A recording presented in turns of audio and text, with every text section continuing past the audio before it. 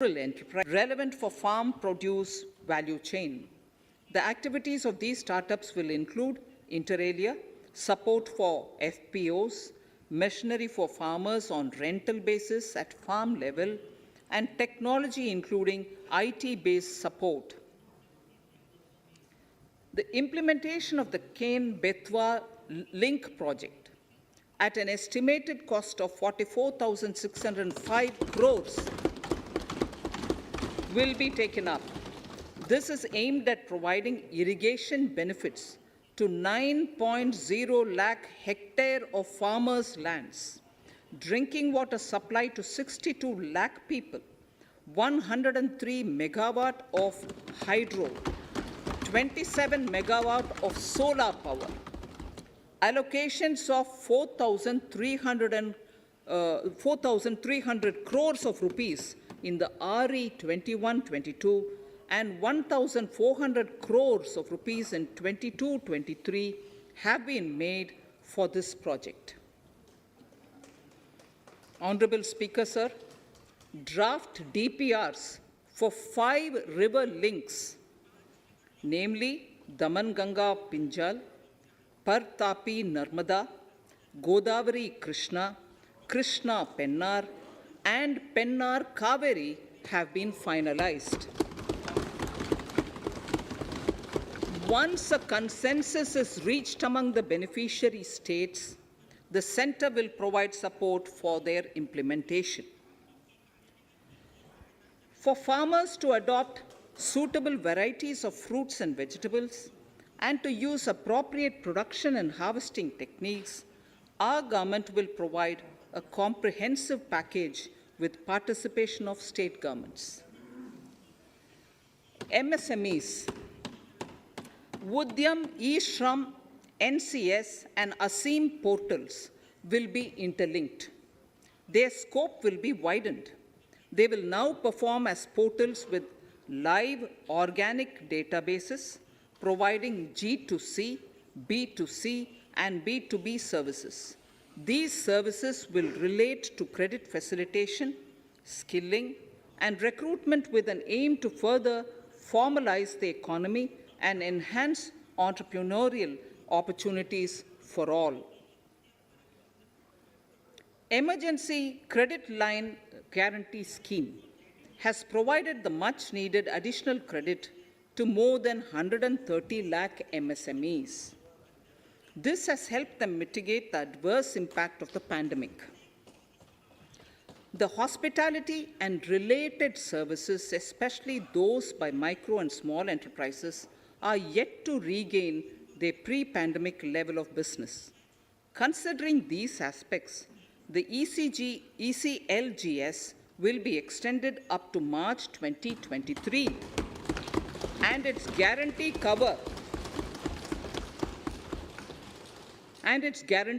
will be expanded by 50,000 crores of rupees to total cover of 5 lakh crores.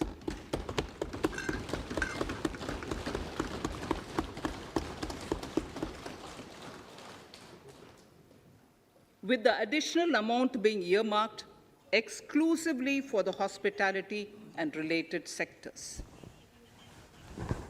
Credit Guarantee Trust for Micro and Small Enterprises, CGT-MSE, scheme will be revamped with required infusion of funds. This will facilitate additional credit of 2 lakh crore for micro and small enterprises and expand employment opportunities.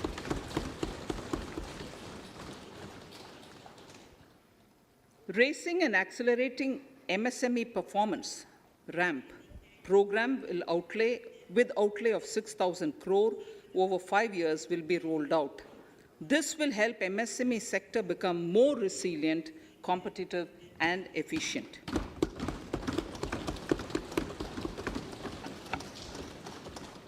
Skilling programs and partnership with the industry will be reoriented to promote continuous skilling avenues, sustainability, and employability. The National Skill Qualification Framework will be aligned with dynamic industry needs. Digital ecosystem for skilling and livelihood, the Desh Stack e-portal, will be launched. This aims to empower citizens to skill, reskill, or upskill through online training. It will also provide API-based trusted skill credentials, payment and discovery layers to find relevant jobs and entrepreneurial opportunities. Startups will be promoted to facilitate drone Shakti through varied applications and for drone as a service. In select ITIs in all states, the required courses for skilling will be started. Due to the pandemic-induced closure of schools, our children, particularly in the rural areas and those from scheduled castes and scheduled tribes and other weaker sections, have lost almost 2 years of formal education. Mostly, these are children in government schools. We recognize the need to impart supplementary teaching and to build a resilient mechanism for education delivery. For this purpose, One Class, One TV channel program of PM eVidya will be expanded from 12 to 200 TV channels. This will enable all states to provide supplementary education in regional languages for classes 1 to 12.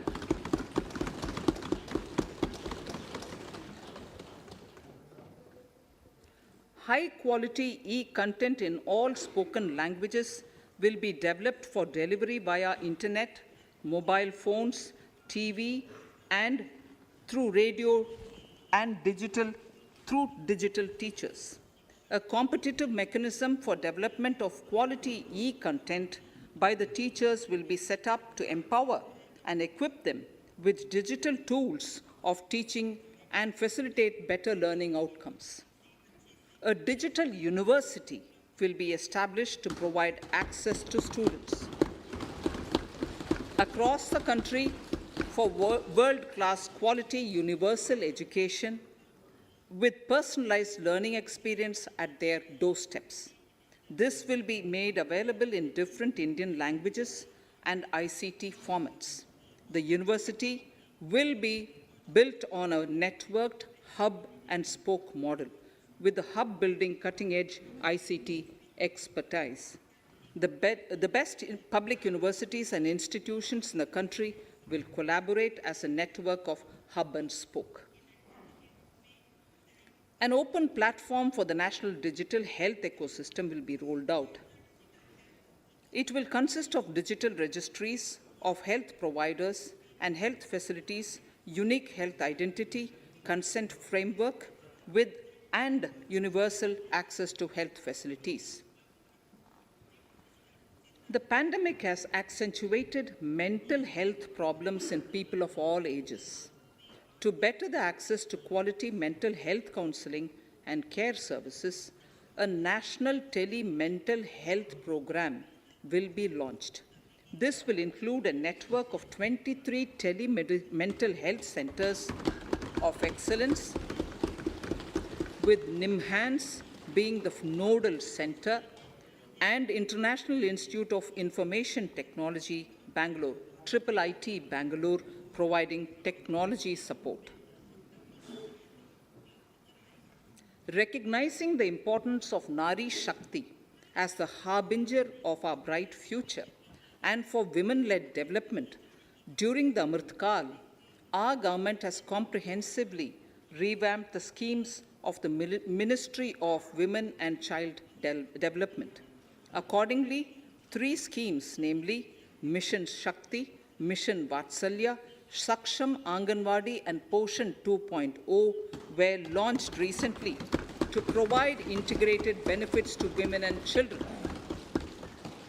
Saksham Anganwadis are a new generation Anganwadis that have better infrastructure and audio-visual aids, powered by clean energy and providing improved environment for early childhood development. 2 lakh Anganwadis will be upgraded under this scheme.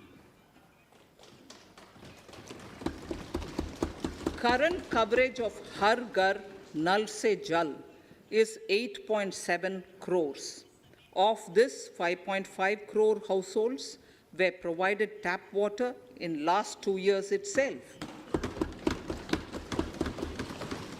Allocation of 60,000 crores of rupees has been made with an aim to cover 3.8 crore households in 2022 and 23. In 22-23, 80 lakh houses will be completed for the identified eligible beneficiaries of the PM Awas Yojana, both rural and urban. 48,000 crores is allotted for this purpose. The central government will work with the state governments for reduction of time required for all land and construction related approvals, for promoting affordable housing for middle class and for the economically weaker sections in urban areas. We shall also work with the financial sector, regulators, to expand access to capital along with reduction in cost of intermediaries. A new scheme, Prime Minister's Development Initiative for the Northeast, will be implemented through the Northeastern Council. It will fund infrastructure in the spirit of PM Gati Shakti and social development projects based on felt needs of the Northeast. This will enable livelihood activities for youth and women, filling the gaps in various sectors. It will not be a substitute for existing central or state schemes. While the central ministries may also post their candidate projects, priority will be given to those posted by the states. An initial allocation of 1,500 crores of rupees will be made, and the initial list of projects is given in Annexure 1 of my speech. Our vision to improve the quality of life of citizens in the most backward districts of the country through Aspirational Districts program has been translated into reality in a very short span of time. 95% of those 112 districts have made significant progress in key sectors such as health, nutrition, financial inclusion, and basic infrastructure. They have surpassed even some of the state average values.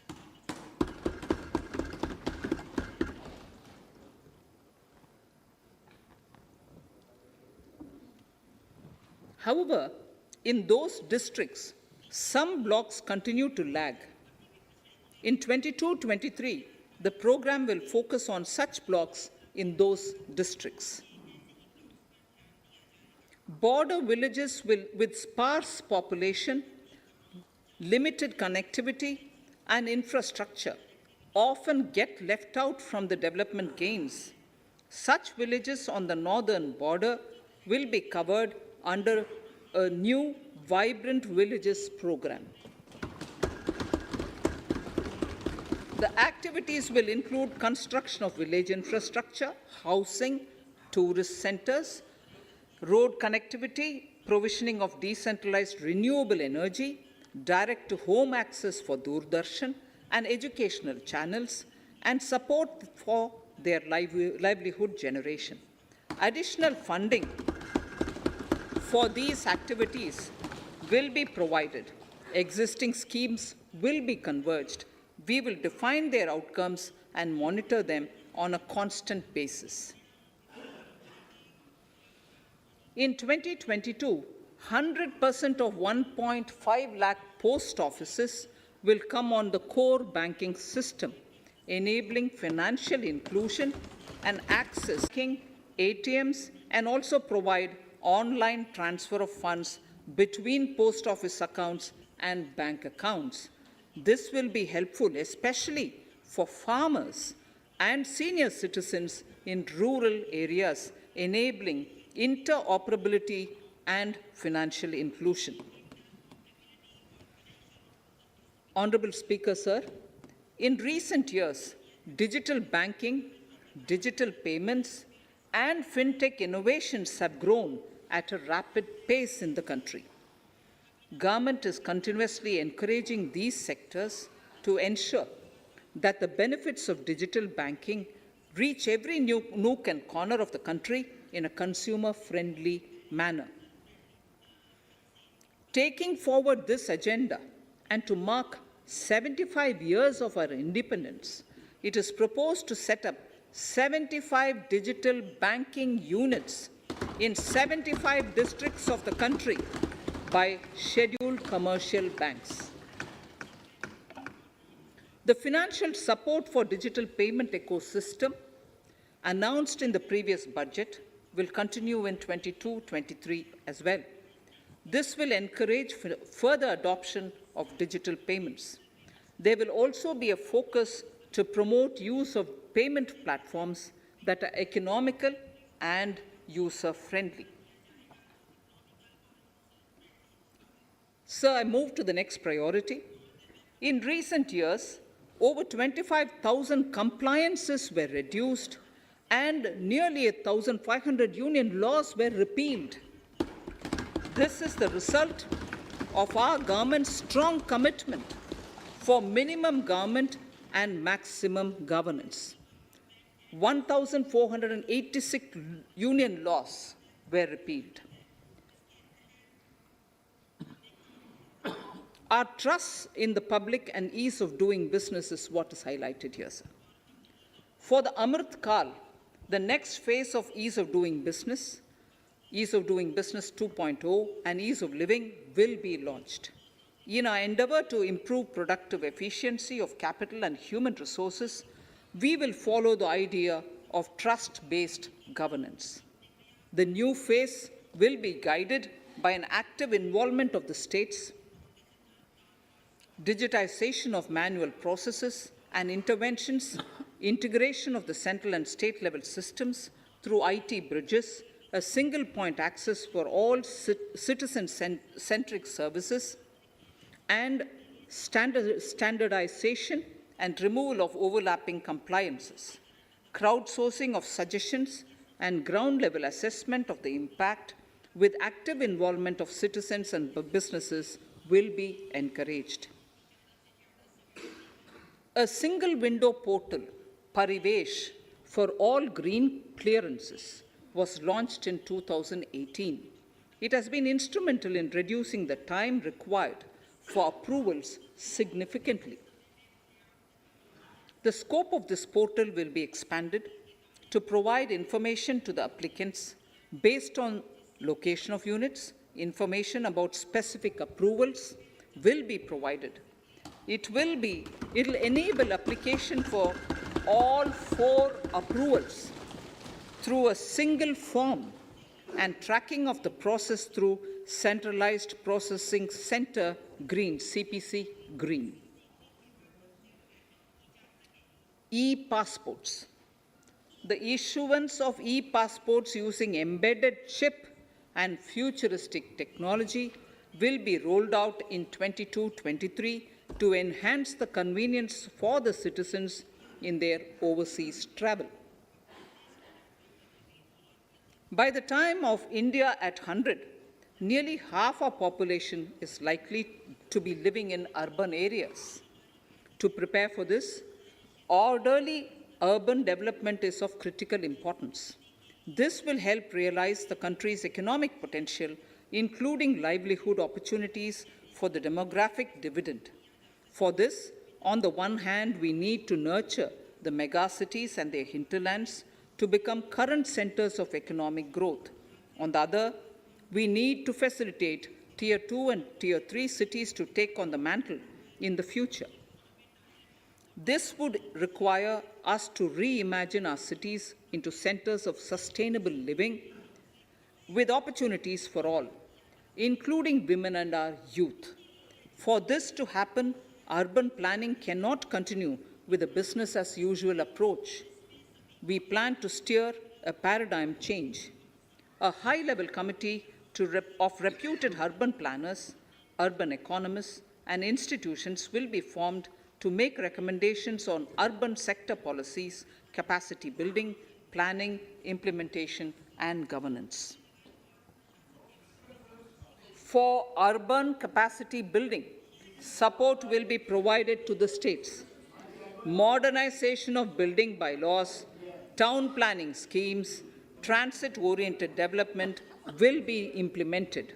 This will facilitate reforms for people to live and work closer to the mass transit systems. The central government's financial support for mass transit projects and Amrit scheme will be leveraged for formulation of action plans and their implementation for facilitating the TOD and TPS by the states. For developing India-specific knowledge in urban planning and design, and to deliver certified training in these areas, up to 5 existing academic institutions in different regions will be designated as centers of excellence. These centers will be provided endowment fund of 250 crore each. In addition, the AICTE will take the lead to improve syllabi, quality, and access of urban planning courses in other institutions. We will promote a shift to use of public transport in urban areas. This will be complemented by clean tech and governance solutions, special mobility zones with zero fossil fuel policy and EV vehicles. Battery swapping policy. Considering the constraint of space in urban areas, for setting up charging stations at scale, a battery swapping policy will be brought out and interoperability standards will be formulated.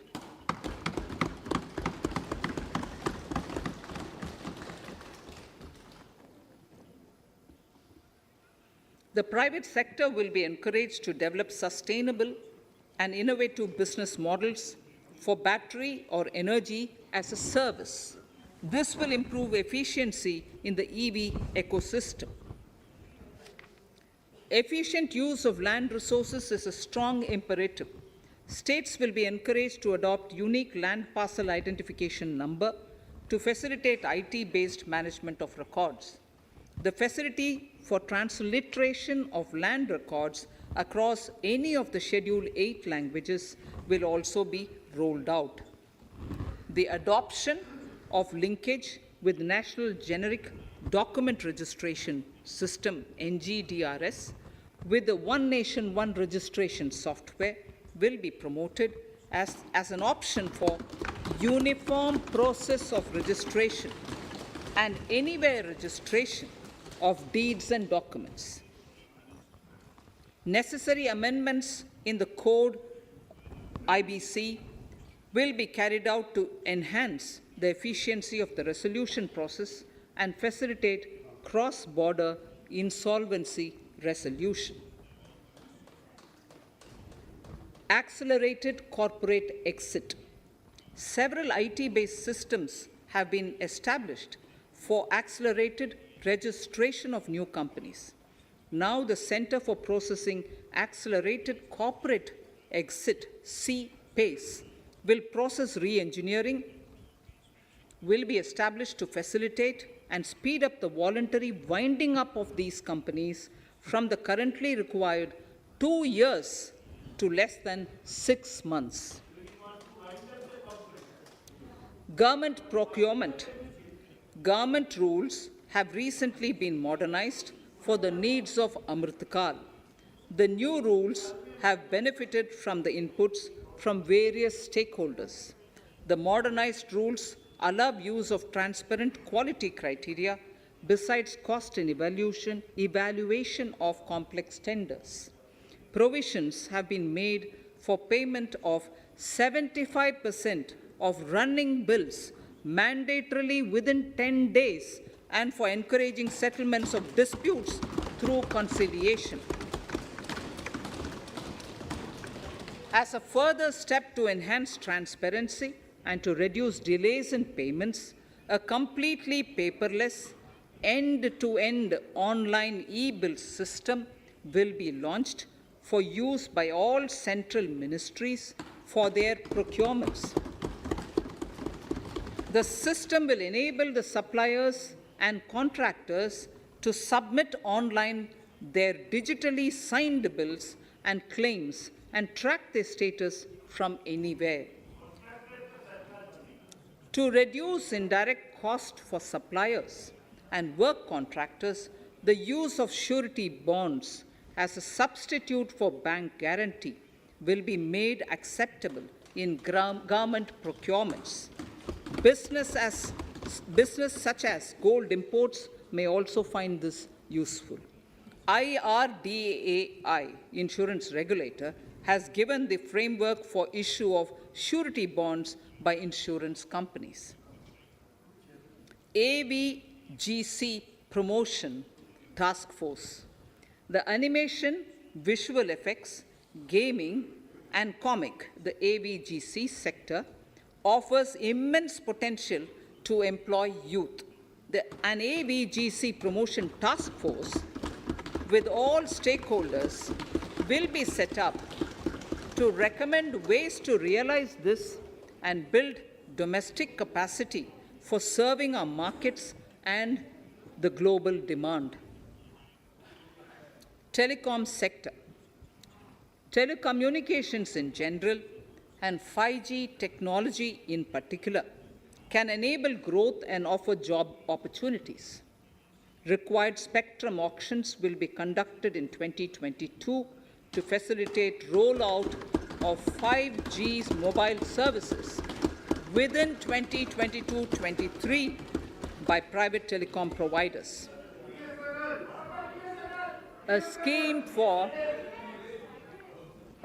for design-led manufacturing will be launched to build a strong ecosystem for 5G as part of the production-linked incentive scheme.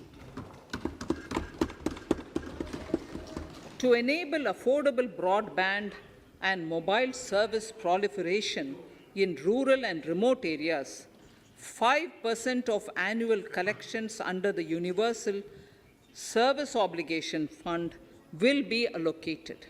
This will promote R&D and commercialization of technologies and solutions. Our vision is that all villages and their residents should have the same access to e-services, communication facilities, and digital resources as urban areas and their residents.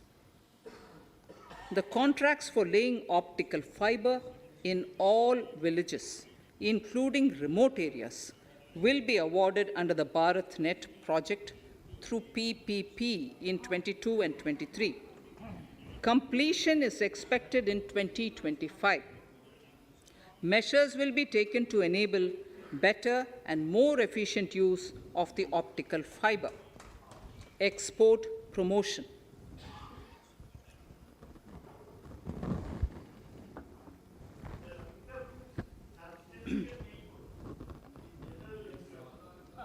The Special Economic Zones Act will be replaced with a new legislation that will enable the states to become partners in development of enterprise and service hubs. This will cover all large existing and new industrial enclaves to optimally utilize available infrastructure and enhance competitiveness of exports. Atmanirbharta in defense. Our government is committed to reducing imports and promoting Atmanirbharta in equipment for the armed forces. 68% of the capital procurement budget will be earmarked for domestic industry in 22-23, up from 58% in 21-22. Defense R&D will be opened up for industry, startups, and academia with 25% of defense R&D budget earmarked.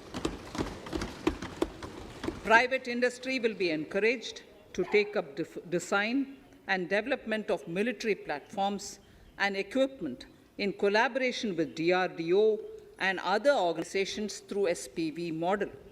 An independent nodal umbrella body will be set up for meeting wide-ranging testing and certification requirements.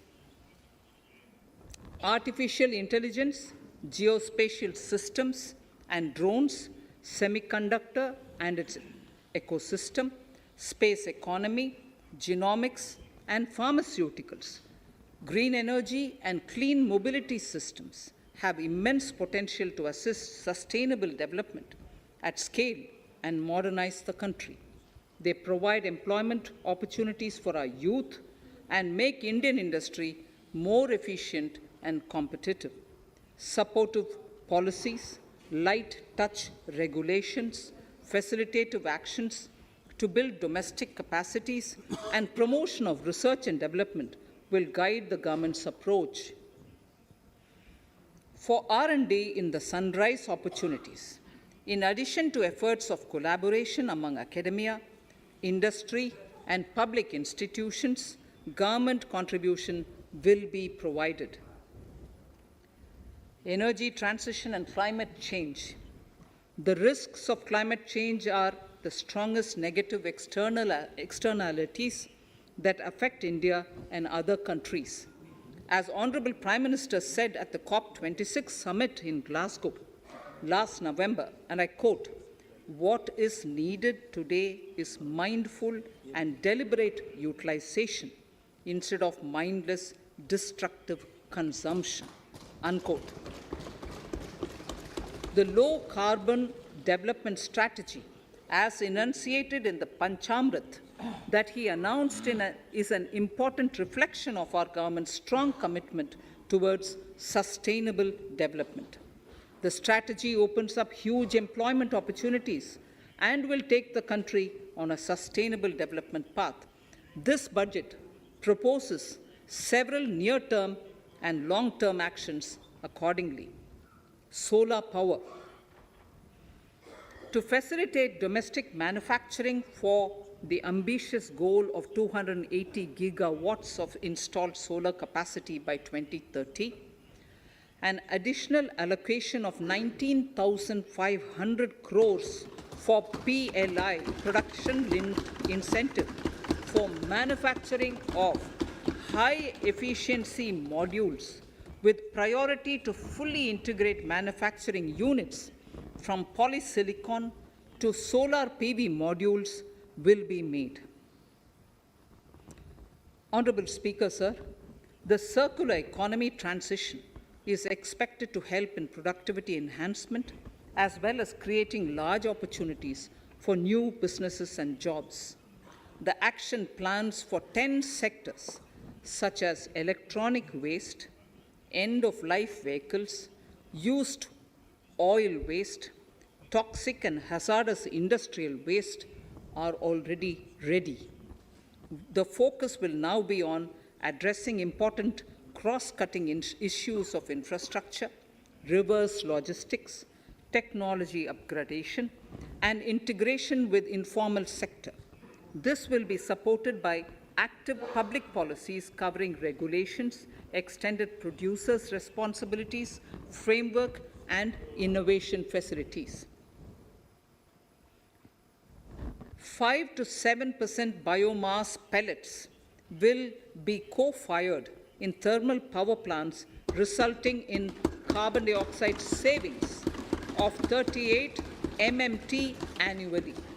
This will also provide extra income to farmers and job opportunities to locals and help avoid stubble burning in agricultural fields.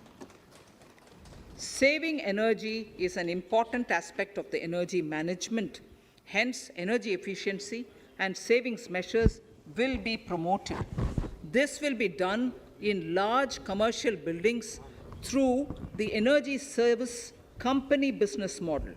It will facilitate capacity building and awareness for energy audits, performance contracts and common measurement of and verification protocol. 4 pilot projects for coal gasification and conversion of coal into chemicals required for the industry will be set up to evolve technical and financial viability. The policies and required legislative changes to promote agroforestry and private forestry will be brought in. In addition, financial support will be provided to farmers belonging to scheduled agroforestry. Honorable Speaker, I now move to the 4th priority, financing of investments. Capital investment holds the key to speedy and sustainable economic revival and consolidation through its multiplier effect. Capital investment also helps in creating employment opportunities, induced enhanced demand for manufactured input from large industries and MSMEs, services from professionals, and help farmers through better agri-infrastructure. The economy has shown strong resilience to come out of the effects of the pandemic with high growth. However, we need to sustain that level to make up for the setback of 2020-2021. As outlined in para 5 earlier, the virtuous cycle of investment requires public investment to crowd in private investment. At this stage, private investments seem to require that support to rise to their potential and to the needs of the economy. Public investment must continue to take the lead and prime the private investment and demand in 2022-23. Considering the above imperative, the outlay for capital expenditure in the union budget is once again being stepped up sharply by 35.4% from 5.54 lakh crore in the current year to 7.50 lakh crores in 22-23. This has increased to more than 2.2 times the expenditure of 2019-20. This outlay in 22-23 will be 2.9% of the GDP. Effective capital expenditure, with this investment taken together with the provision made for creation of capital assets through grants and aid to states, the effective capital expenditure of the central government is estimated at 10.68 lakh crores in 22-23, which will be about 4.1% of the GDP. Green bonds. As a part of the government's overall market borrowings in 22-23, sovereign green bonds will be issued for mobilizing resources for green infrastructure. The proceeds will be deployed in public sector projects, which help in reducing the carbon intensity of the economy. GIFT IFSC.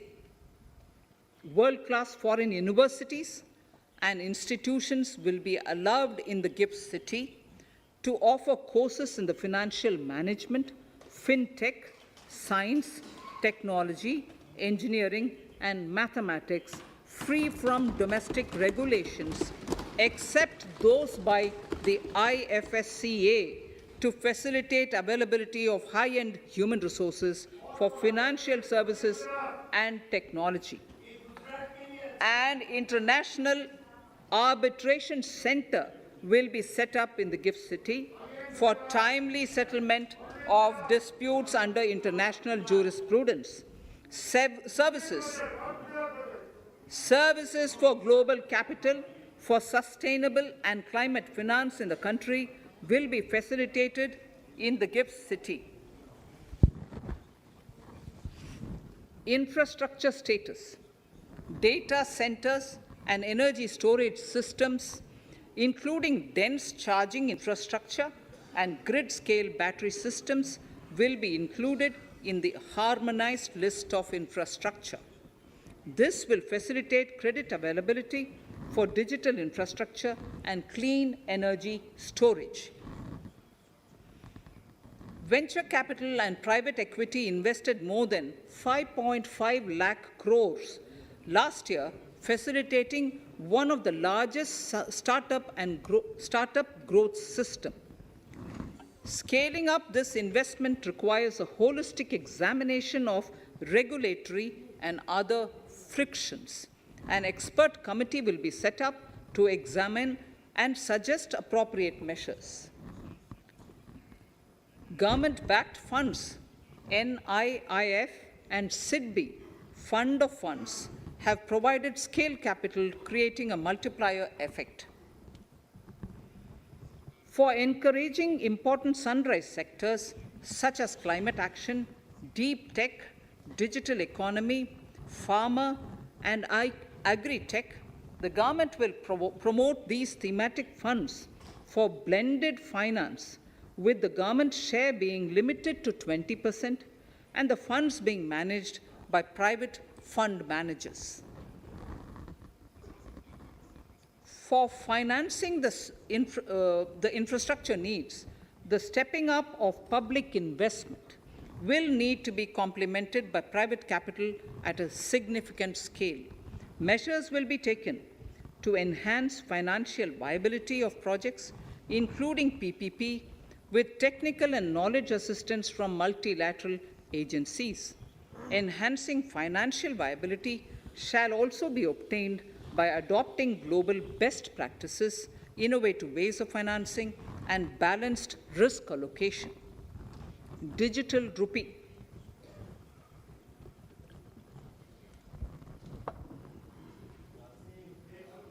Introduction of a central bank digital currency will give a big boost to digital economy. Digital currency will also lead to a more efficient and cheaper currency management system. It is therefore proposed blockchain and other technologies to be issued by the Reserve Bank of India starting 2022 and 23.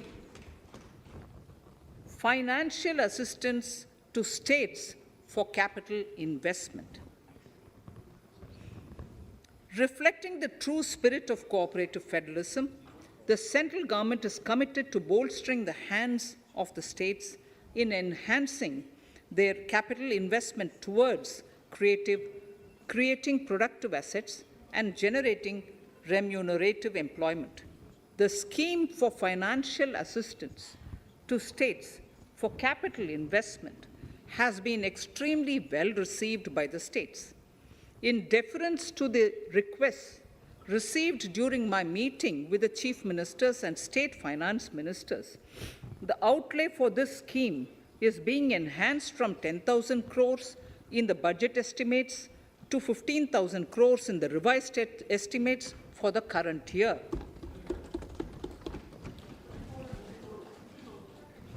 For 22-23,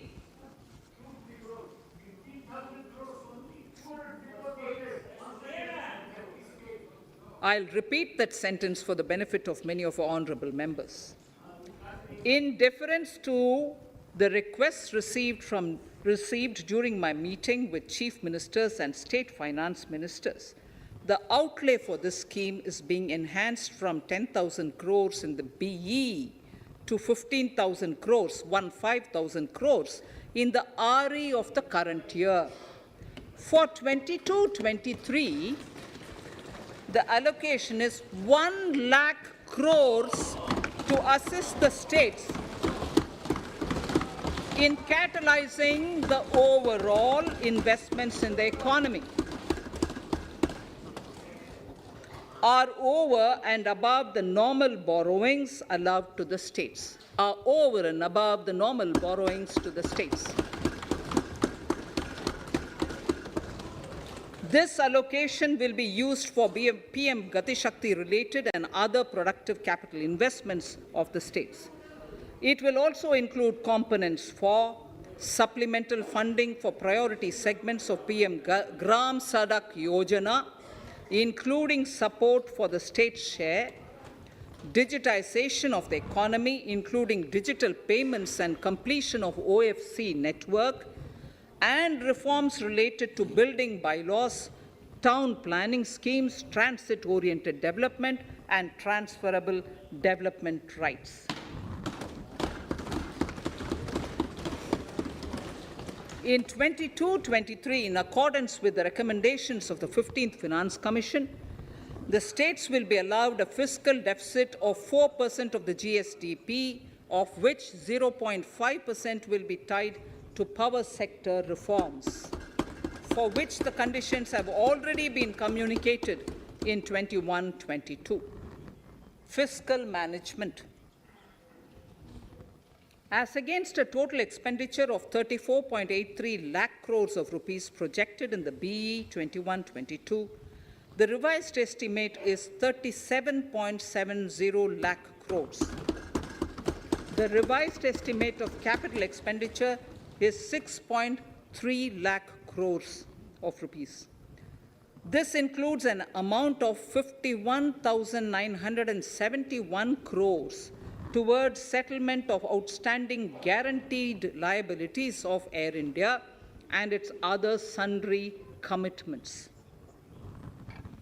Coming to the budget estimates, Honorable Speaker, sir, the total expenditure in 22-23 is estimated at 39.45 lakh crores, while the total receipts other than borrowings are estimated at 22.84 lakh crores of rupees.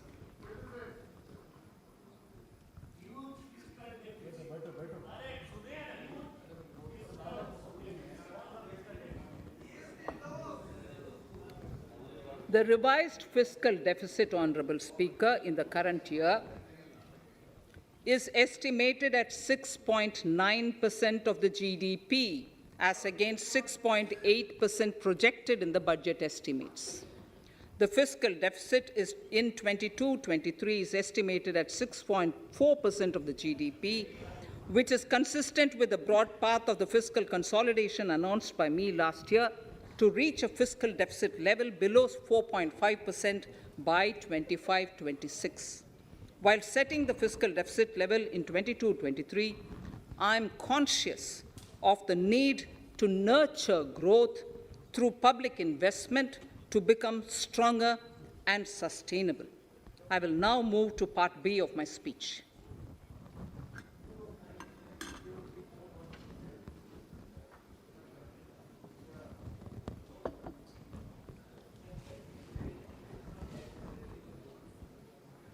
Direct tax.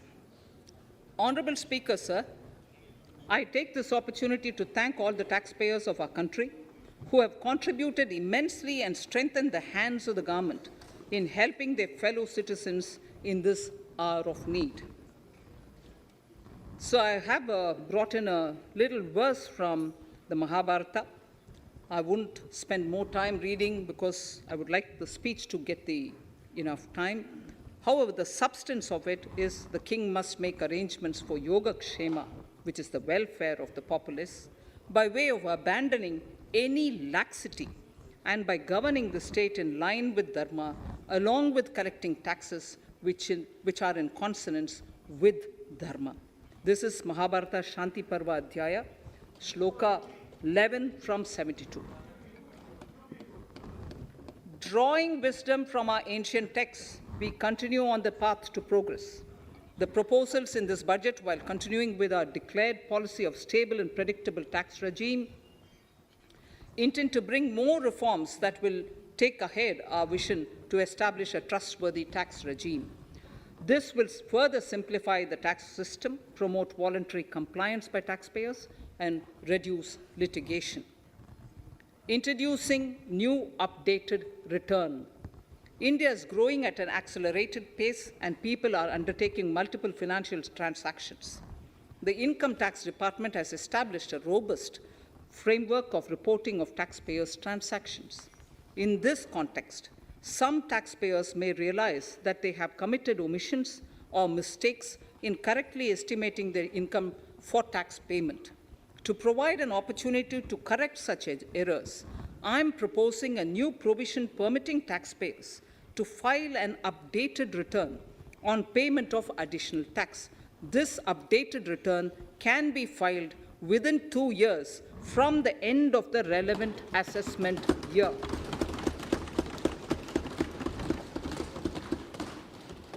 Honorable Speaker, sir, presently, if the department finds out that some income has been missed out by an assessee, it goes through a lengthy process of adjudication.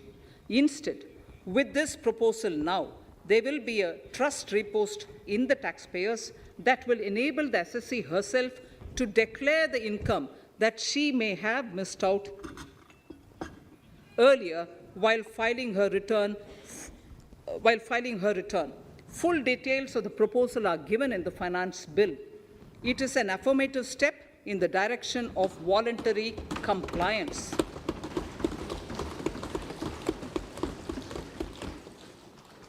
Reduced alternative minimum tax rate and surcharge for cooperatives.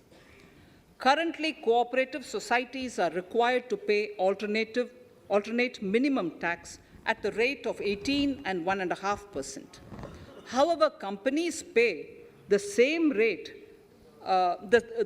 which is the alternate minimum tax, at the rate of 15%. To provide a level playing field between cooperative societies and companies, I propose to reduce this rate for the cooperative societies also to 15%.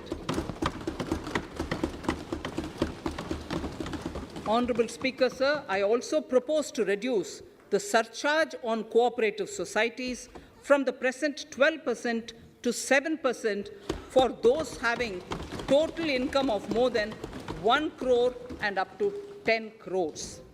This would help in enhancing income of cooperative societies and its members who are mostly from the rural and from farming communities. Tax relief to persons with disability. The parent or guardian of a differently abled person can take an insurance scheme for such person.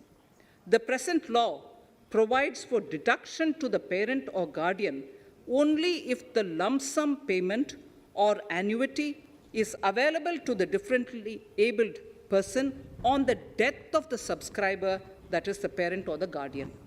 There could be situations where the differently abled dependent may need payment of annuity or lump sum amount even during the lifetime of their parent or guardian. I propose thus to allow the payment of annuity and lump sum amount to the differently abled dependent during the lifetime of the parent and guardians, that is parent or guardians, attaining the age of 60 years. Parity between employees of the state and central governments. At present, the central government contributes 14% of the salary of its employee to the National Pension System, NPS, Tier 1. This is allowed as a deduction in computing the income of the employee. However, such deduction is allowed only to the extent of 10% of the salary in case of employees of the state governments. To provide equal treatment to both central and state government employees, I propose to increase the tax deduction limit from 10% to 14% on employers' contribution to the MPS account of state government employees as well. This would help in enhancing the social security benefits of the state government employees and bring them at par with central government employees. Incentives for startups. Startups have emerged as drivers of growth for our economy. Over the past few years, the country has seen a manifold increase in successful startups. Eligible startups established before 31/3/2022 had been provided a tax incentive for 3 consecutive years out of the 10 years from incorporation. In view of the COVID pandemic, I propose to extend the period of incorporation of the eligible startup by 1 more year, that is up to 31/3/2023, for providing such tax incentives.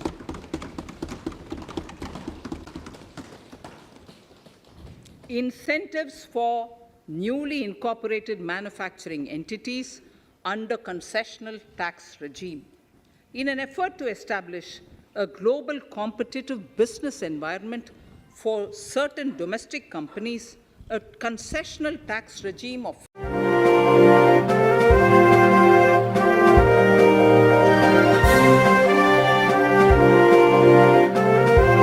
date for commencement of manufacturing or production under Section 115B AB by 1 more year, that is from 31st March 2023 to 31st March 2024.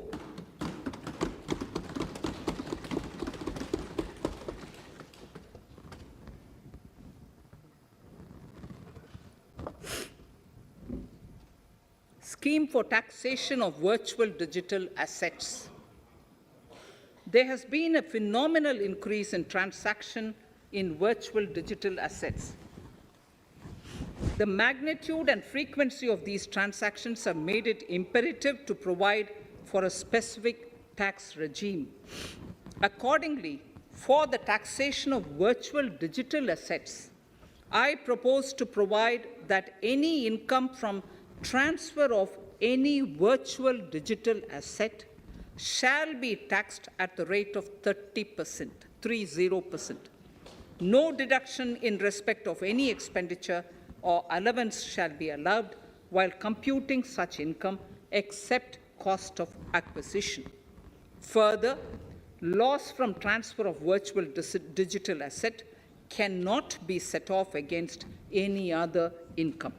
Further, in order to capture the transaction details, I also propose to provide for TDS on payment made in relation to transfer of virtual digital asset at the rate of 1% of such consideration above a monetary threshold.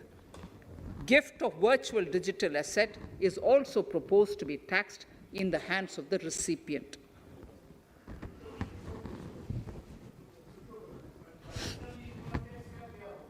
Litigation management to avoid repetitive appeals by the department. It has been observed that a lot of time and resources are consumed in filing of appeals which involve identical issues.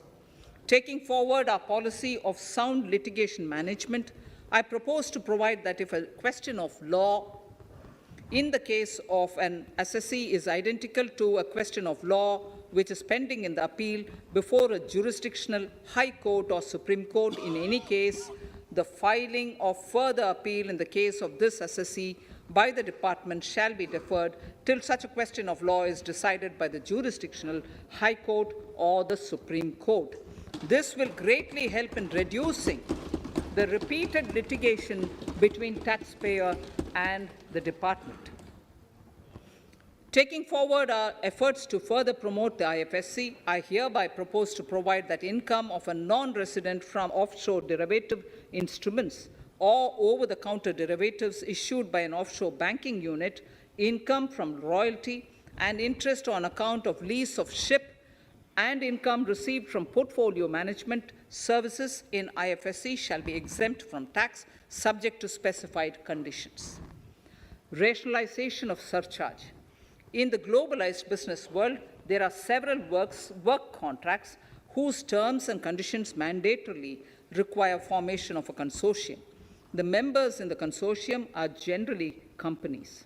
In such cases, the income of these AOPs has to suffer a graded surcharge up to 37%, which is a lot more than surcharge on the individual companies.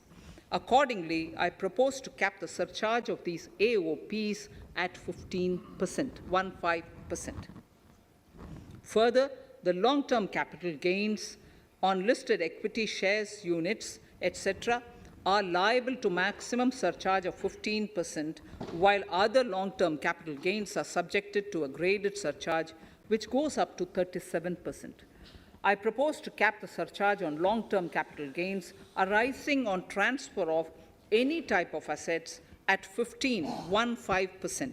This step will give a boost to startup community, and along with my proposal on the extended tax benefits to manufacturing companies and startups, reaffirms our commitment to Atmanirbhar Bharat. Clarification in relation to health and education cess as business expenditure. The income tax is not an allowable expenditure for computation of business income. This includes tax as well as surcharges. The health and education cess is imposed as an additional surcharge programs. However, some courts have allowed health and education cess as business expenditure, which is against the legislative intent. To reiterate the legislative intent, I propose to clarify that any surcharge or cess on income and profits is not allowable as business expenditure.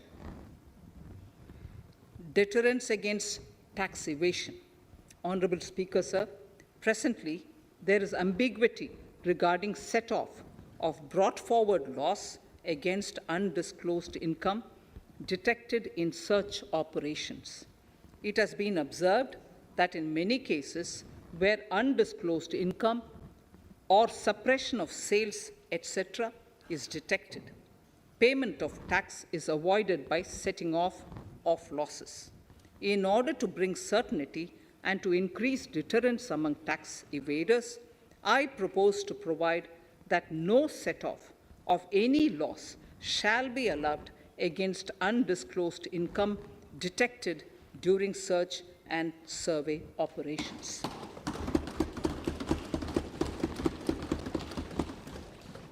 It has been noticed that as a business promotion strategy, there is a tendency on businesses to pass on benefits to their agents.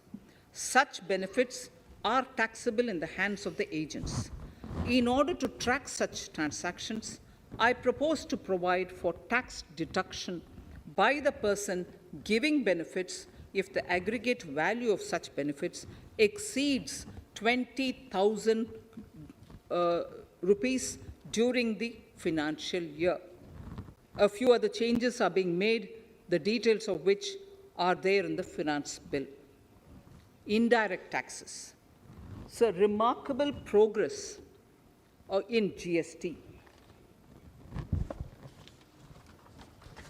GST has been a landmark reform of independent India, showcasing the spirit of cooperative federalism.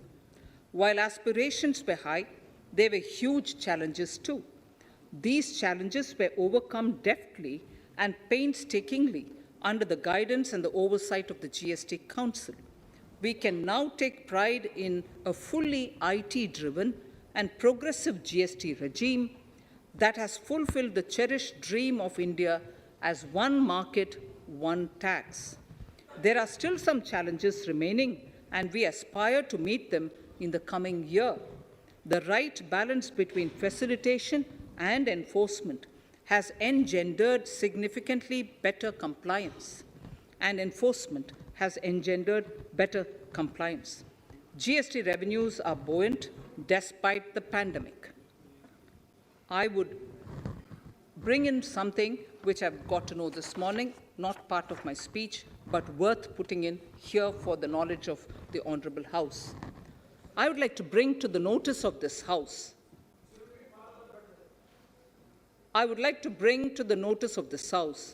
that the gross GST collections for the month of January 22 are rupees 1,40,986 crores, which is the highest since the inception of GST. This has been possible due to rapid economic growth, recovery, post-COVID,